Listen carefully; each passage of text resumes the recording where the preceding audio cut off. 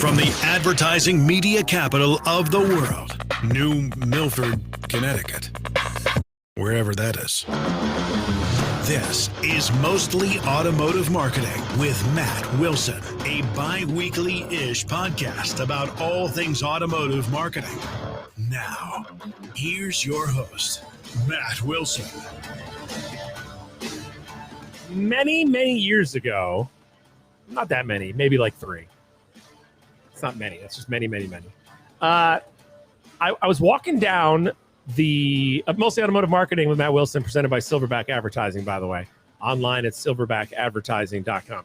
I was walking down the stairs to meet a vendor who had come in to meet me for an appointment. And I walked downstairs, and she was waiting at, we had some high top tables in the showroom. This was a Nissan store. And she said, "Hey, nice to meet you." And she says, "I got to tell you, I get a really good vibe when I walk in this building." And I'm like, "Really? Why?" She's like, "I don't know. Everyone's in a good mood. Everyone's friendly. The lighting is nice. The building is clean. And my impression that I get immediately is that this would be a good place to do business." Now, she was probably sucking up to me because she was a vendor and she wanted me to buy something. And I don't remember if I bought or not. But I got to thinking about that at the time. And I was like, well, those are kind of all like, not intangibles, but those are all like, that's just the vibe of the place. And I got to thinking about it. And it all came from the top. We had the owner of the business and his son were stand-up people. And then it went down from there. But there's specific things that you can identify, specific things that relate to company culture. And we will bring in David Adcock. He's the executive director at Binary Auto and the expert panel member at Dealer Marketing Magazine. And also, word on the street is recently has become a powerhouse. And he comes on the podcast now. Hey, David, how you doing? I'm good. I'm doing great, man. How are you? I want to talk company culture, and you're the guy to do it. So let's do it. Awesome. Let's go. Did you hear my story? I heard your story. That's fantastic. Can you do you get the vibe thing? Like I just bought a car, and I went to a dealership to test drive a car, not the one that I ended up buying. And as soon as I walked in, I was like, nope, not gonna happen. And I test drove the car, but I knew I wasn't gonna. But I knew right away in 2 seconds I wasn't gonna buy the car there because of the vibe. So this other store, the Nissan store, had a great vibe, right? But that comes from the top down. How important, like where does that culture, because that culture is portrayed to the customer, right? But where does it start? Like everyone has to buy in, right? Oh, that's 100% the case, Matt. It always starts at the top down. If the guys below are bought into something, but the people above them are not, then there's no reinforcement to continue to make that happen. The culture of what goes on in a store, the vibe, as you put it, that goes on in a store always starts from the top down with that pride and how they want their store to be viewed. And then it's up to them to put the right people in the right places to continue to push that vision. Can it be just that, just a vibe, or does there have to be like a company, like here's the policy, here's how we do it, here's why we are who we are? Or can it be just kind of like, hey, we got good people and it's a good vibe? Well, having good people is absolutely an important thing. But Matt, we talk all the time, have spoke a lot lately about the difference between having a building your brand versus a mission statement. Being able to look at somebody and tell them why you do what you do inside your organization allows you then to have those people do the things and give them the how to accomplish that. But if you don't understand the why, and the why is coming from the top, yeah, and then you got to get the good people who understand and buy into the why, and then you build how are we going to make that happen around it, then you get that great vibe, that great culture. For those listening who might be thinking like, listen, I just want to sell cars and hit my number at the end of the month. Like, why does culture matter? Why is it important? Well, you said it yourself when you started. When a customer walks in the door, that customer experience that's going to take place has a lot to do with that vibe, that culture, that message that comes from the top. if there's not a plan, then you're going to fail. You don't just get great people. You know, I had the honor and opportunity to coach college football at one point in time. And you can have great players, but without a plan, great players can't execute a plan. Yeah. So, you know what? I show up every day and all I want to do is hit my number. If you don't have a plan on how you're going to hit your number, you're probably going to end up somewhere else. I feel like earlier on in my career, I didn't grasp the importance of culture until I was at a place that didn't have a great culture internally for working for those people, and then also portraying it externally to customers. And now I appreciate it now with the company that I work for. And to me, it helps build loyalty. Like, I'm a loyal guy. I like the company I work for. I like the people I like the people I work for. But because the culture is good, employees like working there. And now I'm more like, I want to succeed more for the guys that I work for because of the culture and the way people are treated and the way we treat our customers. Matt, let's get away from the car business for a second, and we're going to jump into something that I had an opportunity to talk about at a conference not long ago. Everybody likes going to Chick-fil-A, right? Yeah. When you get to Chick-fil-A, it's not always about the sandwich. You know what kind of sandwich you're going to get. You're going to get a chicken sandwich from virtually anybody. But I want you to think of the experience that you have when you show up. And I'm going to put it in one real easy thing. When you pull up at Chick-fil-A and you see that car line that's all the way around the block, does it make you turn the car around and go somewhere else? No, because you know that the culture that they have, the way they treat you, that experience that you have, means that you're willing to do that because you feel good about it. And then you pull out with the product at the end, all because the experience that you get going through it. The experience is so important. The culture is so important to what goes on to reach that success level that you're looking for. I was at Chick-fil-A once in Brookfield, Connecticut, and the line was long, and they had employees outside on tablets taking your orders right next to the thing where you order over the speaker. You got it. I said, well, how come you got the speaker right there? How come there's people out here with the tablet? He goes, it's faster this way. Think about this. Yeah. You got, we were talking about this, and somebody was relaying a story to us about how they're in their car, and as the line's moving, this person with the tablet is walking with them, and he says, I feel like I'm being escorted. He says, you're important to us. You should feel like you're being escorted. What an amazing answer that is. Yeah. And that's all about culture. That's all about experience. If you don't have that culture, you don't have the experience, you may have the best product in the world and people are not going to stay around to experience the product because your culture or the experience is bad. So to drill down on some specific things that dealers can do or things that are important to look at while building a great culture at their store. Well, you hit on one. The top down is obviously a very big thing.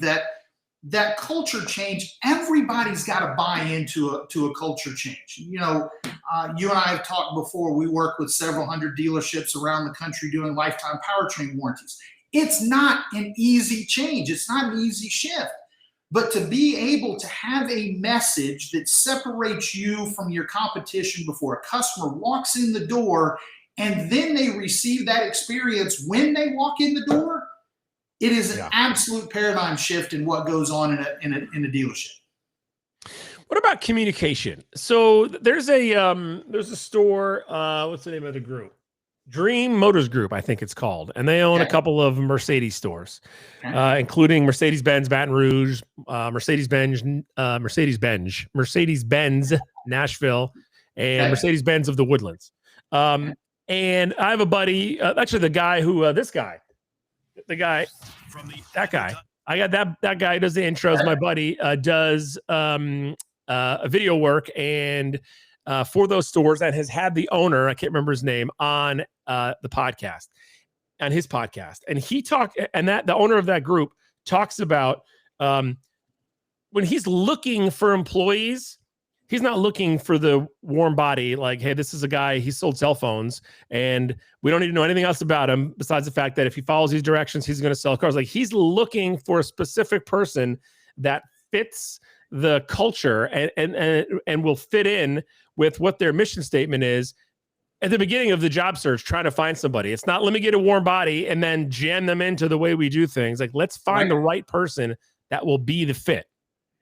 Oh, absolutely. And, if you have the right culture, but you don't have the right people to push that culture, to push that message, then that culture gets lost. That message gets lost. You can have great people with no message, and that's not going to work either. You've got to have a marriage between the two. Matt, let me make it real simple. This is not easy. There's a lot of things that people think. You said, I just want to show up and sell cars.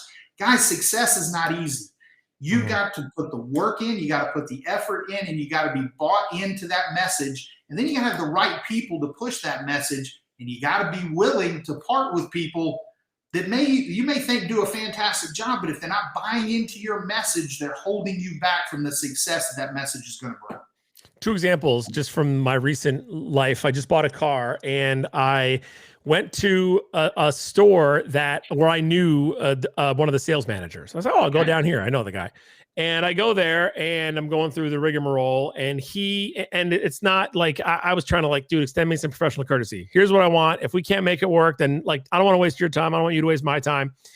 And this person is openly like, dude, it's dark in there. And the sales manager was giving me a hard time about it. And he was kind of like being like, yeah, this guy's kind of like this. And I was like, I don't know about this. So anyway, a bunch of things happened. I ended up going to this other store, and I bought the car from a guy who I didn't test drive it from a few weeks ago.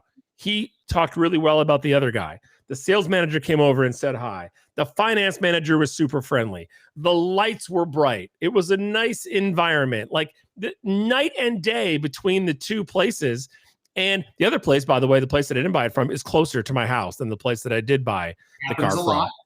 And it just blows my mind how the people at the place where I didn't buy the car can work there every day, or the people who run the place can think, yeah, everything's good, no problem. We don't have to work at any of this. Like, to me, it's like it's a no-brainer.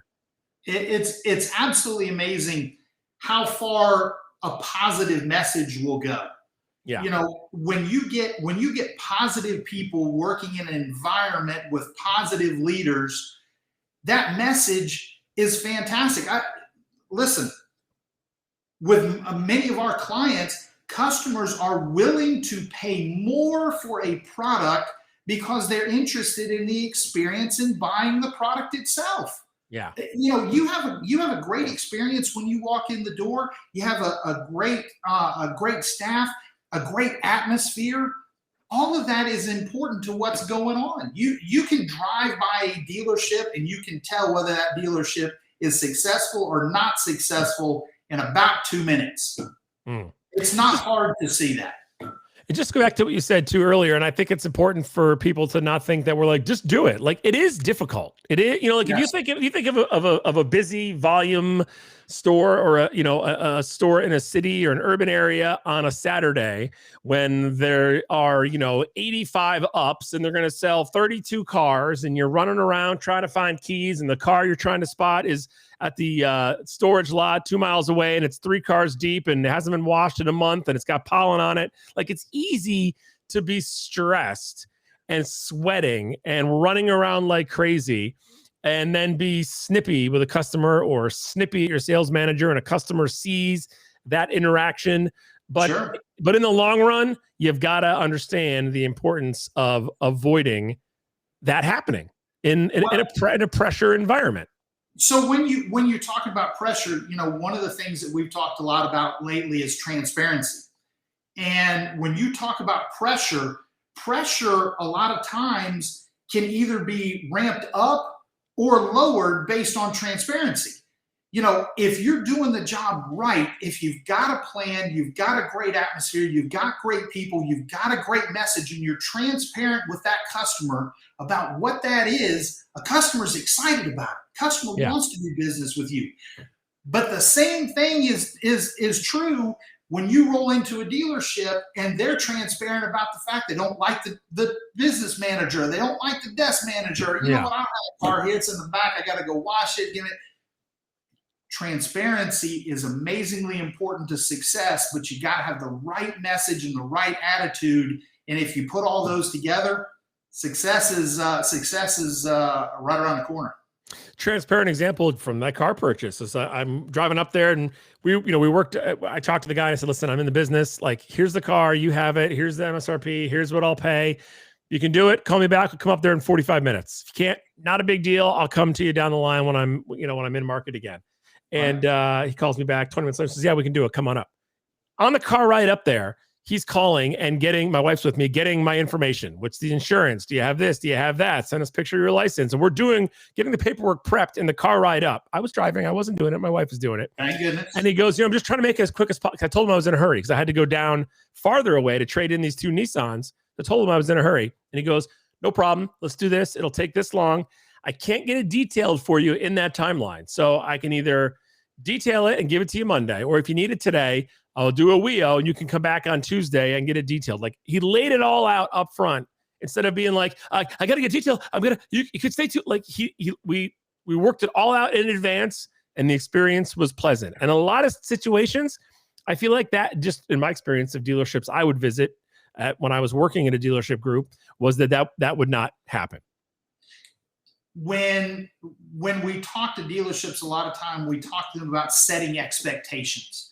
Yes. When you set expectations, you take the worry or wonder away from a customer about what's going to take place. The number one place that a customer in surveys has a tendency to beat on and talk about being unhappy is being in the finance office. But it's real interesting that when a customer walks into finance, when you look at them and you say, this is my job, this is what we're going to do, and this is how long it takes, people go, oh, okay.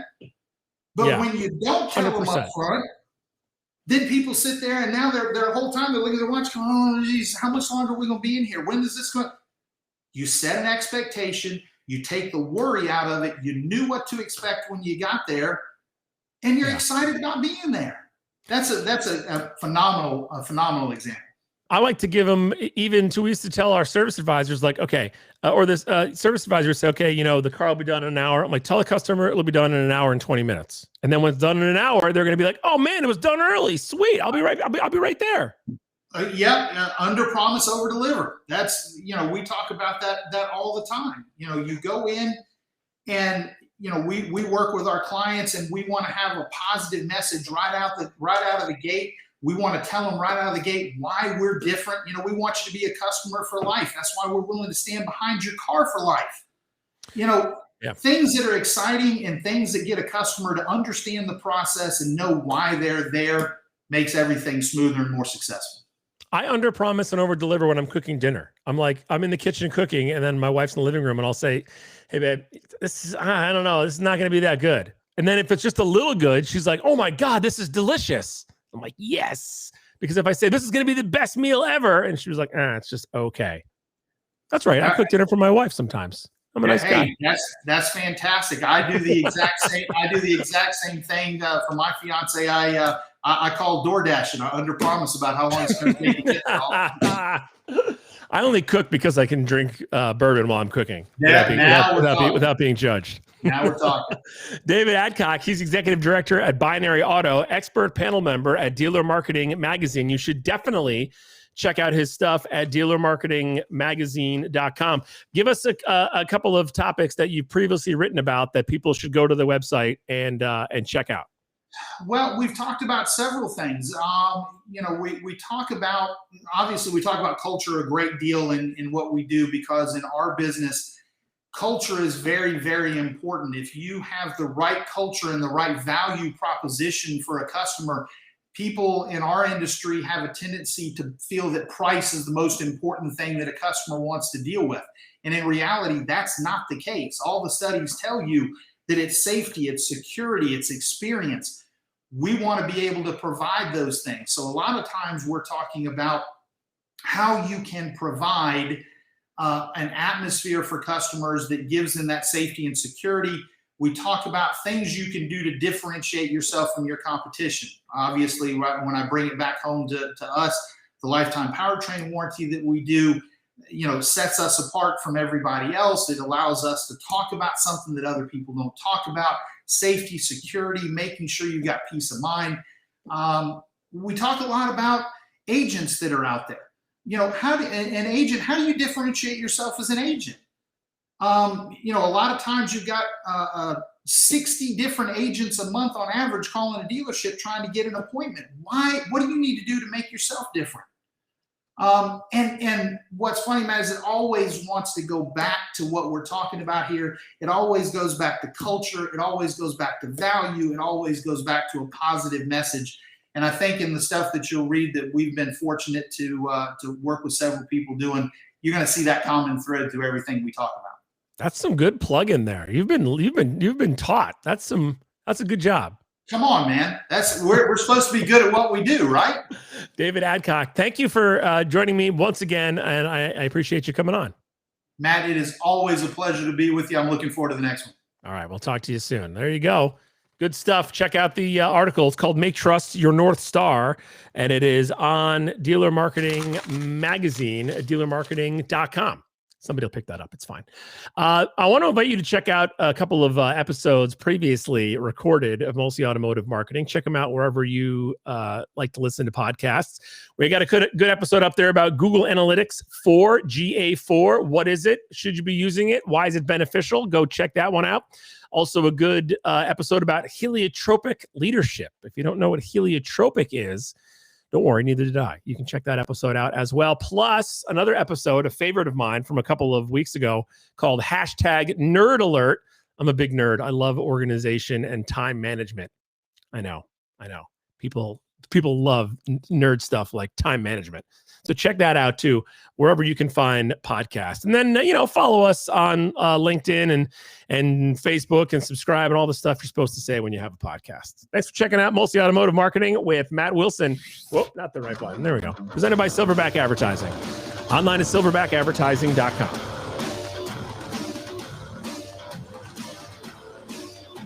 Mostly Automotive Marketing with Matt Wilson is brought to you by... Wait, this guy has sponsors? Oh, never mind. This sheet of paper is blank. No sponsors. That makes more sense. For updates, info, future episodes, and more, follow on Twitter, subscribe on YouTube, like on Facebook, and connect on Frackle. You guys made that last one up. That's not even a thing, Frackle. Come on.